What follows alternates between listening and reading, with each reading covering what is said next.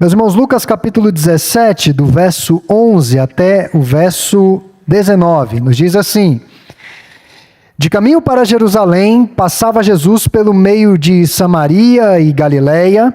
Ao entrar numa aldeia, saíram-lhe ao encontro 10 leprosos, que ficaram de longe e lhe gritaram, dizendo: Jesus, mestre, compadece-te de nós.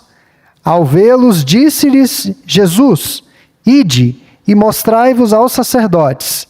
Aconteceu que, indo eles, foram purificados.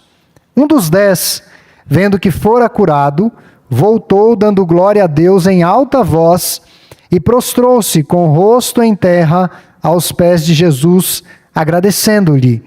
E este era estrangeiro, samaritano. Então Jesus lhe perguntou: Não eram 10 os que foram curados? Onde estão os 9? Não houve porventura quem voltasse para dar glória a Deus, senão este estrangeiro? E disse-lhe: Levanta-te e vai, a tua fé te salvou. Meus irmãos, é dito que Andrew Carnegie, um dos maiores empresários que já viveu nos Estados Unidos da América, deixou $1 milhão após o seu falecimento para um parente seu. E esse parente, em troca de $1 milhão, lhe xingou sem parar, pois esse grande empresário havia deixado $milhões para algumas instituições de caridade. E esse parente se sentiu desprezado sobremaneira com o mísero $1 milhão, mais ou menos uns R$5 milhões. Para ele era uma esmola. E xingou o parente morto, que ainda se lembrou dele no seu testamento. Os fariseus dos dias de Jesus eram absolutamente ignorantes para com o entendimento bíblico da graça e da misericórdia. Eles entendiam que a prosperidade material, financeira e a saúde do corpo era o salário necessário para que eles obedecessem a Deus, para que eles servissem a Deus, para que eles fossem gratos a Deus. Deus era obrigado a oferecer-lhes boa saúde e prosperidade financeira neste lado da eternidade. Os fariseus representavam a maioria dos judeus.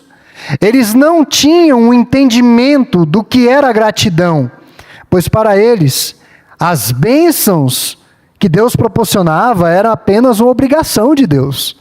Deus estava cumprindo apenas com o seu dever. Na semana passada, o reverendo Vanderlei falou a respeito daquele texto que tem uma parte do servo inútil, aí no verso 10. Assim também vós, depois de haver desfeito quanto vos foi ordenado, dizei: somos servos inúteis, porque fizemos apenas o que devíamos fazer. Quando entendemos que Deus de fato é o Senhor e nós somos apenas servos inúteis, nós seremos muito rápidos em perdoar aqueles que nos ofendem, muito rápidos em buscar ajudar aos nossos irmãos, a despeito das ações deles, a despeito do seu caráter, a despeito do que ele fez. Nós não vamos nos cansar de fazer o bem. E rápidos, muito rápidos em agradecer. É com esse contexto que entramos na história dos 10 leprosos, ou dos 9, que se achavam úteis, e de um leproso que se viu inútil. 9 dos 10 leprosos não se viam como escravos inúteis, por isso jamais voltaram para adorar e para glorificar, muito menos para agradecer a Jesus. Nós vamos extrair algumas lições importantes que estão nesse texto sobre a gratidão. A gratidão a Deus, esse culto, além da natureza de adoração, de reconhecimento dos atributos de quem é o Senhor, ao mesmo tempo é um culto de ação de graças. Todos os domingos nós estamos diante dele, rendendo-lhe ações de graças. Então, a primeira lição é a manifestação da misericórdia de Cristo, verso 11 a 14. Aqui já no verso 11, nós nos deparamos com os 3 grandes locais geográficos do ministério terreno de Jesus. Samaria, lugar de ódio e de desprezo dos judeus. Nós temos a Galileia, a região da base ministerial de Jesus. Jerusalém, a cidade mais importante para os judeus, e o cenário, o local da execução, da crucificação de Jesus. E a caminho de Jerusalém, Jesus ia passando pelo meio de Samaria e da Galileia, o que o texto nos diz. E ao entrar numa aldeia, saíram ao seu encontro 10 leprosos. A lepra é a hanseníase nos dias atuais. Hoje há um tratamento, é possível se viver com uma certa qualidade de vida, mas naquele tempo não havia esse tratamento. As pessoas perdiam as orelhas, perdiam as pontas do nariz, as pontas dos dedos, eram assim literalmente carcomidas pela doença, altamente contagiosa, e toda doença contagiosa pelo Antigo Testamento, aqueles que eram vítimas dessas doenças deveriam ser retirados de suas casas, dos seus trabalhos, do convívio social, e viviam em guetos. Então era um gueto de leprosos, 10 leprosos, um grupo de leprosos. Então, meus irmãos, saíram ao encontro de Jesus esse grupo, e nessa colônia havia judeus e samaritanos. Veja que uma lição já salta aqui aos olhos, porque a miséria nivela todo mundo, já não há nacionalidade, já não há preconceitos raciais. Aqui, a dor quebrou essas barreiras. Conforme Charles Spurgeon, um pastor batista inglês do século XIX, conhecido e reconhecido como príncipe dos pregadores, a desgraça faz de estranhos amigos íntimos. Assim que Charles Spurgeon via. Os leprosos não se aproximaram de Jesus, mas esse grupo de longe gritava: Mestre, compadece-te de nós. Eles não pedem para serem purificados, eles pedem apenas por compaixão, eles não pedem cura, eles pedem compaixão da parte do Senhor. E o Senhor Jesus olhou para eles com muita atenção. E Jesus manda que eles se apresentem aos sacerdotes. Por que Jesus faz isso? Porque somente os sacerdotes eram as autoridades sanitárias e inspetoras de saúde que podiam diagnosticar a lepra ou declarar uma pessoa curada dessa patologia. Enquanto eles caminhavam em direção aos sacerdotes, o poder da cura de Jesus restaurou-lhes a saúde por completo. Se alguém não tinha dedos, os dedos apareceram. Se as orelhas haviam caído, elas nasceram novamente. Isso de caminho. E eles ficaram impressionados, porque olharam uns para os outros e perceberam um aspecto mais saudável. Eles ficaram limpos. Um deles, ao perceber a cura, conforme o relato bíblico, voltou glorificando a Deus e se prostrando aos pés de Jesus. O detalhe é que esse era samaritano, estrangeiro. Então, num contexto de gratidão, a primeira lição que nós podemos extrair desse texto é que sempre a gratidão é precedida pela misericórdia de Deus. Sempre. Se nós fizermos uma retrospectiva de nossas vidas, é tudo pela graça, é tudo pela bondade, é tudo pela misericórdia. As variáveis de destruição são muitas. Muitas. Essa semana mesmo. Às vezes que você saiu do seu carro, às vezes que você foi ao trabalho, às vezes que você foi ao comércio, poderia ter acontecido qualquer coisa com você. E Deus certamente te preservou porque você está aqui essa noite. Então, se nós pararmos para pensar, são muitos os atos graciosos e misericordiosos do Senhor. Uma segunda lição, os atos de gratidão, versos 15 a 16. Esse homem volta, ele não consegue mais caminhar quando ele se apercebe da misericórdia, da graça de Deus de uma forma mais profunda, intensa ou evidente em relação à sua saúde, ele não consegue mais caminhar sem se prostrar diante do Senhor. Ele não quer ir aos sacerdotes por suas próprias forças, ele não havia ido ainda. Ele quer voltar diante do Senhor. O texto bíblico fala que ele estava louvando a Deus em alta voz. Lembra no verso 13 como que eles se apresentaram diante de Jesus? O texto bíblico diz, gritando, Senhor, compadece-te de nós. E como que o homem volta diante do Senhor? Gritando também. Eles clamaram pela bondade do Senhor, o Senhor os atendeu de uma forma miraculosa e ele volta em alta voz, glorificando a Deus no mesmo tom do momento em que ele estava numa situação de desventura. Ah, se nós aprendêssemos isso. Como nós somos rápidos para dizer que está doendo, né? Como nós somos rápidos para dizer, ai, aperta o calo de alguém, pisa no pé de alguém aí para você ver. A pessoa dá um grito. A pessoa clama por socorro. Mas como nós somos lentos, tardios para reconhecer a bondade do Senhor.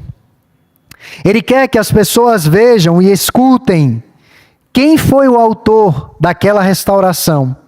De acordo com Matthew Henry, pastor presbiteriano inglês do século XVII, final do século XVII, início do século XVIII, aqueles que receberam a misericórdia de Deus devem proclamar isso a todos, para que os outros louvem a Deus também. Para que os outros vejam as obras de Deus e glorifiquem a Deus que está nos céus, as obras de Deus na vida do seu povo. O texto bíblico prossegue dizendo que aquele homem prostrou-se aos pés de Jesus. Ele não teve vergonha de se humilhar diante do Senhor. E de fato, muitos pastores têm dito isso, e eu ressalto aqui que não há melhor lugar para estar do que aos pés de Jesus. Seja no momento de dificuldade, seja no momento exitoso. Momento de dificuldade é fácil, né? Porque já estamos prostrados, mas no momento exitoso você parar e glorificar Jesus é meio complicado. E o texto bíblico diz que ele agradeceu aquelas ações de voltar do seu caminho, prostrar-se aos pés de Jesus, não foram suficientes, mas esse homem profere palavras de gratidão. Ele entendeu o quanto foi perdoado.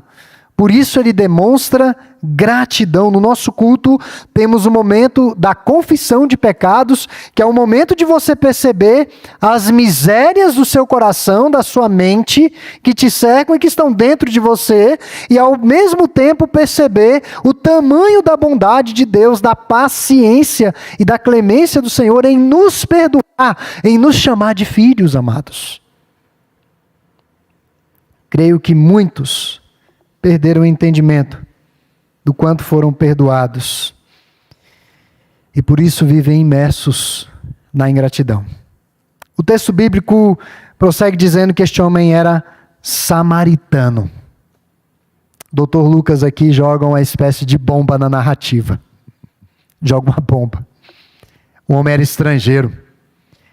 A informação de que esse único homem que foi grato era um samaritano era um escândalo para quem estava ouvindo isso daqui. Porque os judeus, os religiosos, eram os que tinham um mínimo conhecimento bíblico de Deus. O samaritano, nem tanto. Cadê os judeus? Onde estão os religiosos? Muitas vezes a religiosidade vai calejando o coração de tal maneira que as pessoas começam a não se verem como escravos inúteis. É o gancho com a passagem anterior. E isso é a destruição de um espírito de gratidão. Como saber que nós temos atos de gratidão para com o Senhor? Será que conseguimos perceber as dádivas de Deus em nossas vidas? Ou apenas aquilo que ainda nós não recebemos? Será que nós conseguimos perceber o tamanho da bondade de Deus? Ou ainda estamos naquelas expectativas de alguns milagres, de algumas situações que de fato precisam ser resolvidas, Estamos presos a isso? Nós temos demonstrado gratidão através das ações de graças, dos louvores, da humildade, da reverência, dos cultos. Nossas ações evidenciam um coração humilde e grato. O culto não é para receber, o culto é para oferecer. Salmo 116, ele diz: o que eu vou dar a Deus por todos os seus benefícios para comigo? O que eu posso oferecer a Deus? O culto tem essa natureza de gratidão, de ação de graças, de reconhecer. E muitos vêm à igreja na expectativa de meramente receber. Obviamente que recebemos. Belíssimos cânticos que entoamos, momentos de orações que tivemos, o conforto pelas escrituras sagradas, recebemos. Mas nós temos que oferecer algo a Deus, as nossas ações de graças. Gratidão também é demonstrada através de palavras. Gratidão não é demonstrada por meio do silêncio, mas por palavras. É preciso verbalizar a Deus. Mas além da manifestação da misericórdia de Cristo e dos atos de gratidão, uma última lição que eu quero depreender desse texto é que Cristo levará em consideração a ingratidão, verso 17 a 19. Jesus fez a pergunta de onde foram parar os outros 9 curados.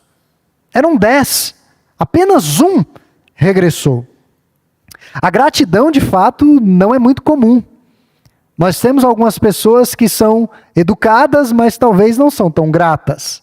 Diferente. Meramente verbalizar não quer dizer muita coisa.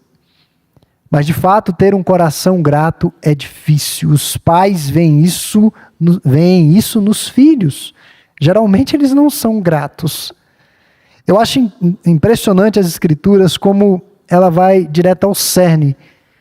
Colossenses, ele diz, tem uma ordenança para que os filhos em tudo obedeçam aos pais no Senhor.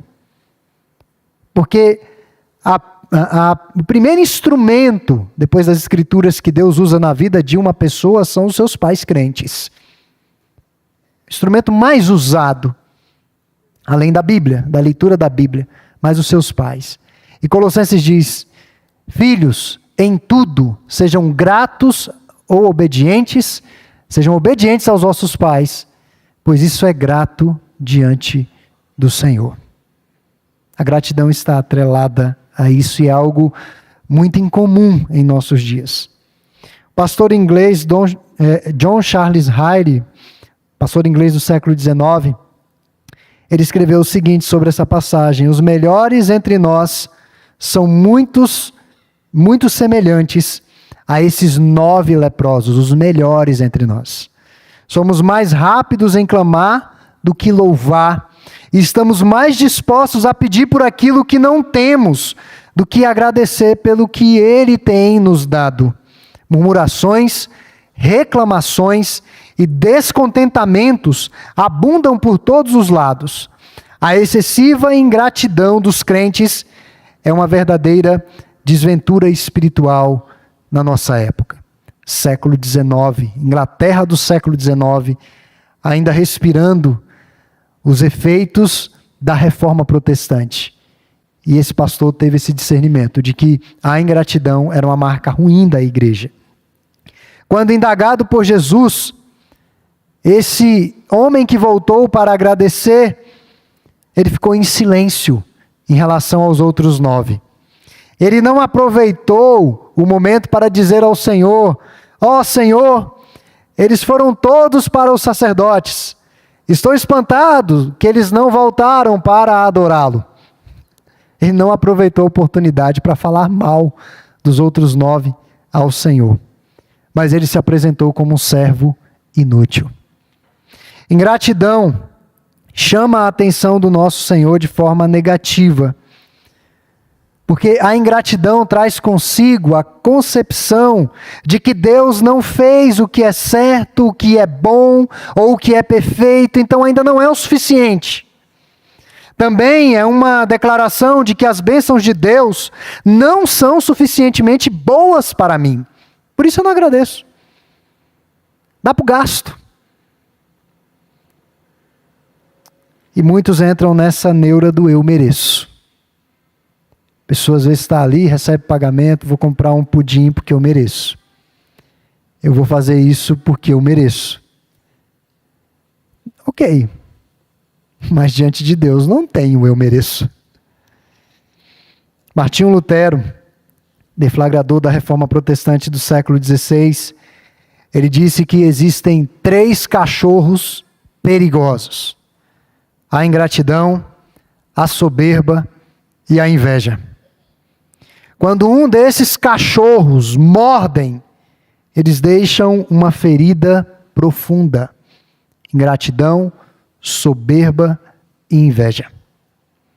Os 10 receberam cura física, mas apenas esse samaritano recebeu o melhor, a cura espiritual. O fecho do texto, da narrativa, da passagem: vai, a tua fé te salvou. Para além de uma cura física, temporal, passageira.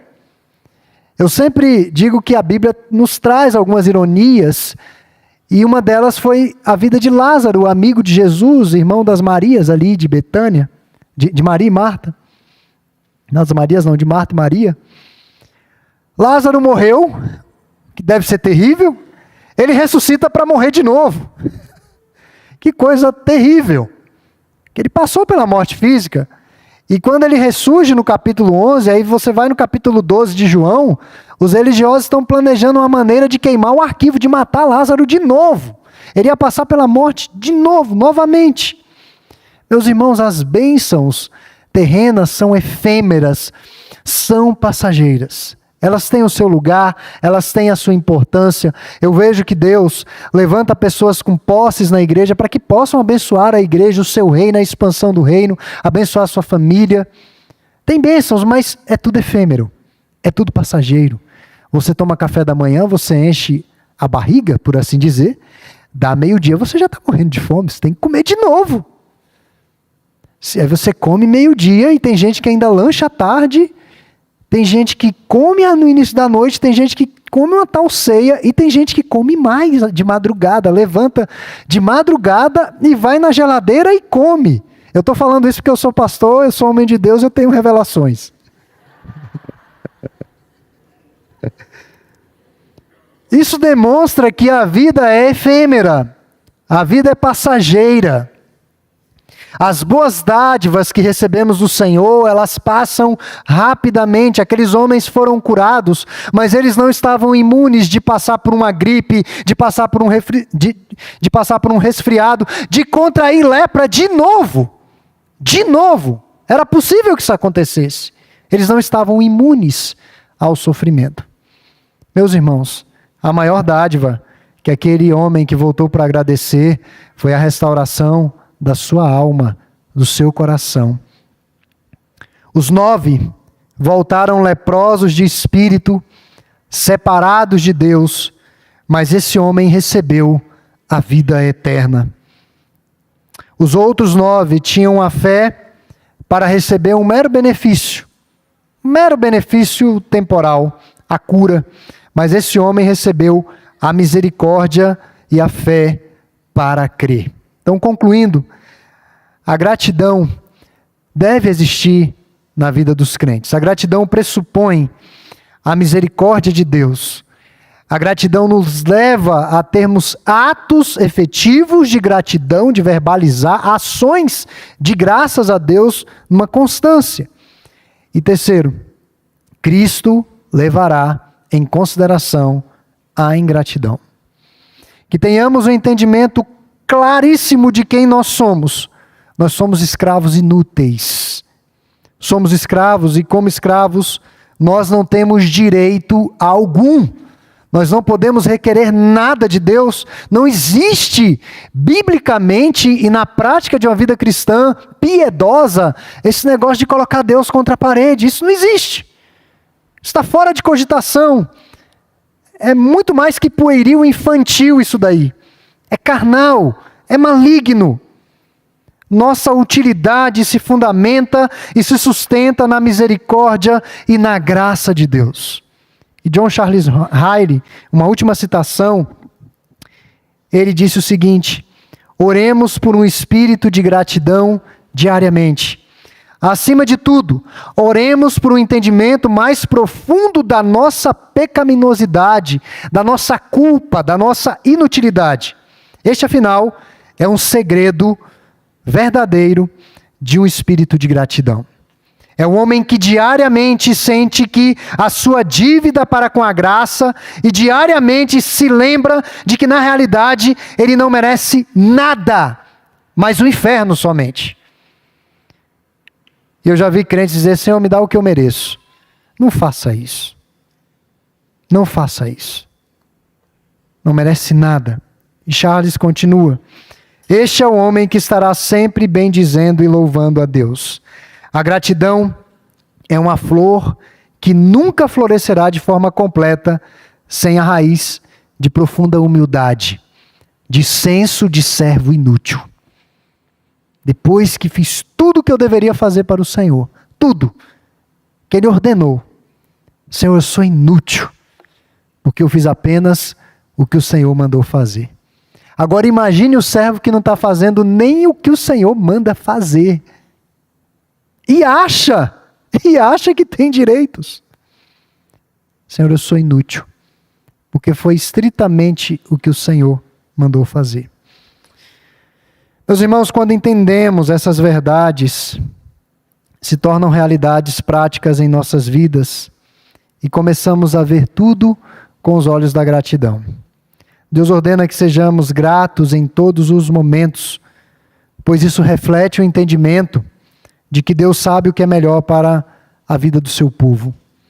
Que sejamos gratos pela salvação, que sejamos gratos pelas nossas famílias, do jeito que elas são, que sejamos gratos pela nossa igreja, sempre gratos pela igreja, que sejamos gratos pelo suprimento de todas as nossas necessidades, gratos pela nossa saúde, mesmo com limitações, gratos pela misericórdia renovada a cada manhã, uma promessa gloriosa que temos testemunhado constantemente, que sejamos gratos pelas tribulações e pelo tempo de vida que o Todo-Poderoso nos tem proporcionado deste lado da eternidade.